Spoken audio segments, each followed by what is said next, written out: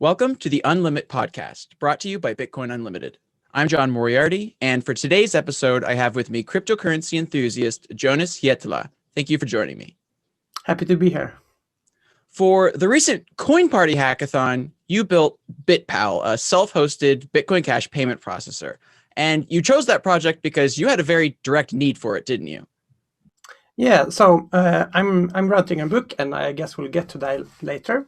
But basically, I wanted to sell the ebook and the PDF from my site, and I wanted to sell it in Bitcoin Cash and maybe some other cryptocurrencies.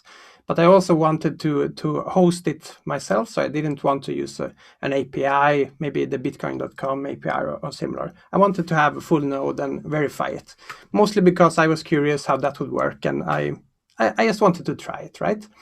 So I checked out the alternatives, and there basically weren't any. I mean, there's BTC Pay server, but they didn't have Bitcoin Cash support. So for the hackathon, it just happened that, well, why not create one? And yeah, it worked fairly well, I guess. Great. So could you tell us maybe just a little bit about the details of what else is out there and why you might want to host it that way? So it's most people don't need to run a full node. Actually, it's if you have a very small shop. So for me, it would actually be okay to just use an API that someone has out there. But if you grow bigger, it might not be that good because you have the privacy concerns. Because the provider can see all the payments. Oh, this Jonas has all these payments. Well, maybe we should, I don't know, get more money for him or something. And there's also the SPV security, which is really good, and it's really what most mobile phones should use. I don't know if all the wallets do that. But basically, to cheat an SPV wallet, you have to produce a fake block, and I don't know exactly how expensive it is to produce a block. I don't have the numbers here, but it's pretty damn expensive. So that's fine for most normal payments, but the full node gives you the extra mile, in both privacy and security. So if you run an exchange or if you sell Teslas or something, then you really need to run at least one full node. So I always wanted to explore that space, I guess. And there are a lot of alternatives that are depending on a third-party host. So maybe you pay some service and maybe like 1% of all the transaction fees or similar. Of course, the drawback here is the fees, and some of these also have know your customer requirements. So you have to give your identification or your business information to this site, right? And well, we know with PayPal and Visa what might happen if you have these requirements. PayPal might suddenly say that, well, we don't like your business, so they shut you down, right? And this is one of the really big things with crypto, that you remove this third-party dependence. So you can sell whatever you want on your site, right? But then you can't have this third-party dependence. I mean, BitPay, they send you like fiat. You pay with crypto and they send you fiat. It's super sweet and awesome, but they can also just shut down your business. They can take fees. And if you do it this way, either with SPV security or with the full node, you can remove these requirements. So in the long run, it's cheaper and it's more secure, and it will ensure that you won't get stranded. I mean, if you have a small business, there are thousands of examples online of PayPal just shutting you down and destroying your company, basically. Well, that's a great overview. Thank you for giving it. It is interesting that, there are lots of different reasons why one might want to do this. And it's definitely, I think, valuable that you brought it all back to removing the third party for those original reasons: privacy, cost, and censorship resistance. So before we get to the book that you intend to sell, I thought maybe we could talk just a little bit about the Flipstarter campaign that you're now running for BitPal. So how is that going so far? Yeah, so I checked it today. So we asked for around 85 BCH, I think, and we have 75, so it's going really well, and it's only been up for like a week or something. There are almost 3 weeks left, I think, so there's a good chance to get it funded, I think.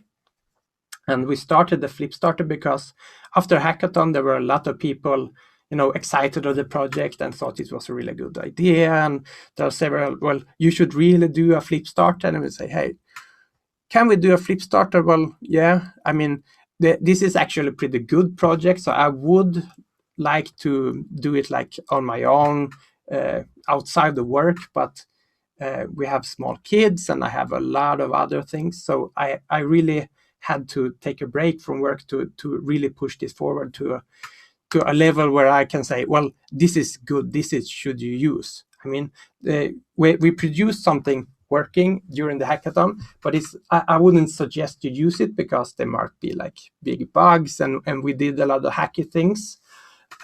So I would like to move it forward to a state where a business could depend on it. So that's where the Flipstarter idea came from. And I don't, well, since we started it, Bitcoin Cash has gone up like 60 or 70%, I don't know. So that's a good thing if you're a Bitcoin Cash holder, right? And it's a good thing for me as well. But the Flipstarter kind of grew in scope. At first, I wanted to do, well, almost the bare minimum to just get it up and running and documented and easy to use, and etc. But now it seems like it has become a little bit larger project than we had first thought about. But if we get it funded, I mean, it's okay. We can work on it more. There are tons of things you can do here. I mean, it kind of sounds simple, and yes, you can get something up and running fairly quickly, but to get it really solid and all these small features, I think it takes longer than you might think.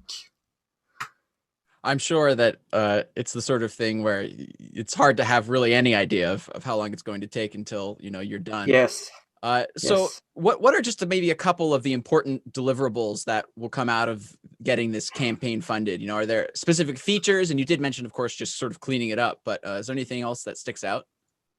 Well, the big thing is, of course, is making it solid. So there are making sure we don't drop the payments. I think there are some bugs that if it crashes in the wrong state, then we might lose a payment, and that's of course unacceptable. But other than that, we made just an Elixir library. So if you make a website in Elixir, you can use this. But of course, most people use other languages. So therefore, we might want to have a REST API, so you can connect from any programming language. So that's one thing, and we also want to make it easily deployable. So it should be as easy as possible to just spin up a new server. We use the DigitalOcean, but there are tons of other service providers. So it should be easy to get this REST API up and running. So you can just connect it using your existing website. I think I'm forgetting something, but these are the important things. Yeah. Okay, and, sounds good. Feel free to let me know if it occurs to you later on. Anything else that you'd like to mention? Yeah, well, the big thing after this is actually to get integrations going. So you have all these, you have e-commerce shops, you have all these other languages, and we like to have something ready, so just include it almost in one line and do some configuration, and then it's up and running and go. And I think this is really the important thing if you want to have true adoption. But to get there, we need to have this foundation in place, right? Now, maybe now when the project and the scope has grown a bit, maybe we can do some of this stuff. And of course, we can have options like instead of running a full node, you can choose to run an SPV node if you want. And we're also planning to have this REST API that we host it, so anyone can just connect to it, get it up and running, start. And then if you want to, you can transition to your own server. this is pretty good when you're just trying out services. Oh, this is just an API. Just let me write some code and see what this does. Okay, it works nice. Then I can move into the production state and run, spin up my own servers. It's just. I think it's much easier to get going this way. Sure, that does sound like a stellar user experience if you don't have to make the full commitment at first. I'm sure that will be valuable, especially to maybe people just starting who definitely don't want to run a full node, but eventually may. So that's very cool. So as we mentioned starting out, this project started as a way to sell your book. So it's titled "Why Cryptocurrencies: What They Are, What They Do, and Why They Matter." And the book's been a work in progress for a little while, hasn't it? Yes, so it's always this thing when you ask someone, well, I want to write a book, how long will it take? Well, longer than you think it will. And I was prepared for, well, this will take a long while. And I wasn't prepared. I mean, I've been working on this for 3 years, I think, and it's finally coming together. We just have a final round of proofreading, and then I'm going to order a copy, like a physical printed version, and then hopefully it will be done. But I'm also self-publishing it, so there are like all these tiny steps takes a lot longer than I initially thought it would. For instance, just creating an ebook, creating a PDF. These are all things that takes more time than I had thought. And I'm not doing this full time. I work and I have 2 small kids. So this is like an hour here and an hour there. Very cool. So what originally inspired you to start on this project? Well, so around 2017, when the big block size debate, I had been following Bitcoin for maybe 3 years, I think. And I felt like, well, it's time for me to do something. So at first I was looking at, I'm a programmer. I've been doing C++ for many years at that time. So why not contribute? But of course, the block size debate kind of turned me off. And then shortly after that, we had conflicts between ABC and I think it was mostly Bitcoin Unlimited, but other people as well. And that just like, well, my life's too short to jump into that shark pit, really. So I think, well, can I do something else? And I don't spend a lot of time on social media, but I spend some time at Reddit and Hacker News. And when people are wrong on the internet, I feel this like urge. I need to explain this for them. And Hacker News is like a highly technical community, but for some reason they're really against crypto, like generally, and they've been that way for years. So I started like, well, there are use cases for crypto. Here they are. And then the day after, like, well, here's another comment, and then another comment, and like, well, I've had writing a book on my bucket list like a long time. At first, I wanted to write something about Rust or similar, I don't know, a programming language. But I figured, well, why don't I do it now? It fit kind of well with my family life at that time. So and I got my support from my girlfriend. So I thought, well, I can just try it. So I'm gonna write a book here. So instead of these like 5 bullet points, I've now turned it into a book that is like 200 plus pages or something. Very cool. And so you're saying it was originally inspired by these responses you were writing to people. So who is the book geared towards? Is it towards mostly people that have not or don't have any experience with cryptocurrency? Yes, that's right. So it wasn't just these comments on this online forum. It was my family, my friend. I mean, even the news, like everyone. There was either 2 camps. One that says, well, this is just a scam, or this is useless, there's no point to it, or, well, this is only for speculation, right? And everyone loves to make money. So I kind of understand that speculation is the big draw here, especially like now or in 2017 when prices skyrocketed. But I mean, then you're really missing the big part, I thought. So this is aimed towards, well, friends or people who want to learn about Bitcoin or crypto in general. This isn't made to convert BTC supporters to become BCH or anything. It's aimed at new people, because the new people, they outnumber crypto supporters like 1,000 to 1, 10,000 to 1, I don't know, a lot.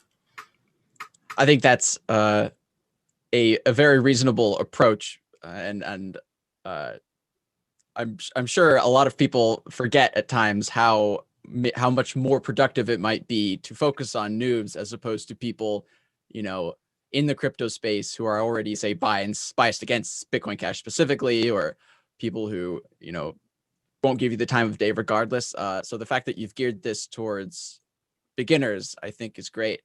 And it is currently in its current form already available for free online. Isn't that right?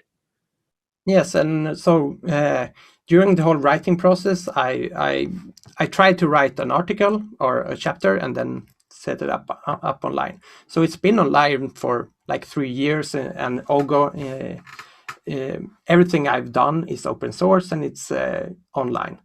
And well, of course, I have made changes and updates and fixes, etc. But the idea is to always have it online. And also, when I'm going to sell the digital versions, I want to sell it for crypto and in a way that anyone can buy it. So I want you to be able to, well, pay what you want scheme, really. So the idea here is that, well, you might get a tip from Reddit or Noise.cash or Memo or whatever. You have this $1 in crypto. So what can you do? Well, you can look at Steam. Maybe there is some game for $1. I'm not sure. Or you can buy this book. Or maybe you only have like 10 cents or something. I don't know. Well, this is a pretty good use case to have. Well, you get crypto, you buy with crypto, you see that, well, this was a pretty pleasant experience. So it's like hopefully a good introduction to people. Sure. And that's an approach I'd not heard before, the idea that, you know, using pay what you want might be especially useful for crypto, because pay what you want really does mean what you want anyway, down to, you know, around a cent before things start being maybe not viable for many payments. But even then, you could send 1/10 of a cent if you really wanted to, and just pay an equal amount in fees. So yeah, that's very exactly. reasonable. And I think also, just I want to give you props for, you know, taking the open source approach and making it available in that form for free. Just think that's a fantastic decision on your part. So the book also recently you recently had a new cover design for the book, didn't you? Yeah, so I have made some illustrations like inside the book, but it's all the classical programming art, which is, I mean to say, not very good. So I knew from the start, well, cover design is something I really need to find a good designer for, and people do judge a book from the cover, but I think we managed to find or create a really good cover. So the idea here was that, well, you should be able to take the book and just look at it and find new details. And I wanted it to say, well, different kinds of use cases for cryptocurrencies or different kinds of things that are related to crypto. And I think it turned out really well. Very cool. I'm glad to hear that. So your book, as it stands, currently has a couple sections. You know, what is a cryptocurrency? Then it goes into better digital payments.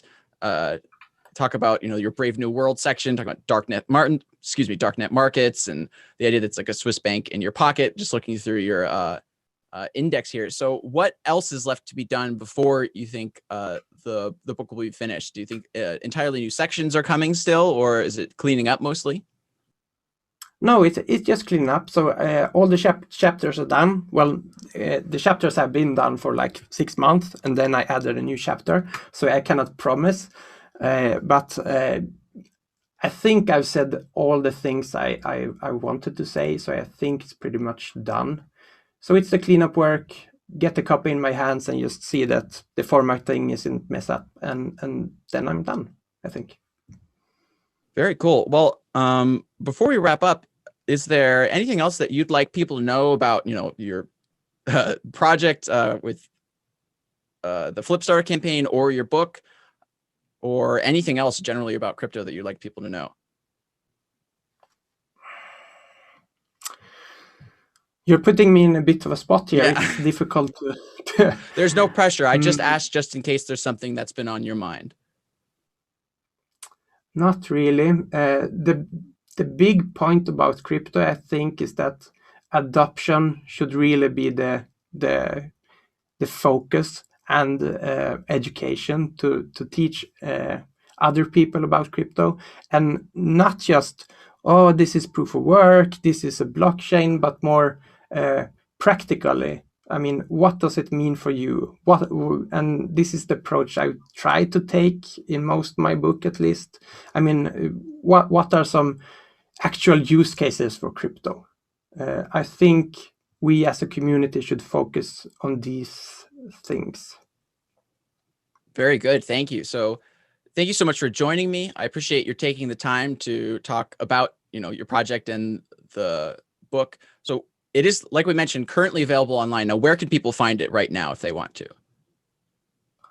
Well, it's on the site whycryptocurrencies.com, just 2 words together. And BitPal, you can find it on bitpal.dev or flipstarter.bitpal.dev. I also written an FAQ and an update there because of, just collect common questions and what will I do now when the price has skyrocketed and the hourly rate has become too expensive. I don't know, maybe we can add some links to them or something. Sure, we'll be able to put some in the description. And thanks to our listeners for tuning in. Be sure to subscribe to the Bitcoin Unlimited YouTube channel and look for the Unlimit podcast on your favorite podcast distribution platform.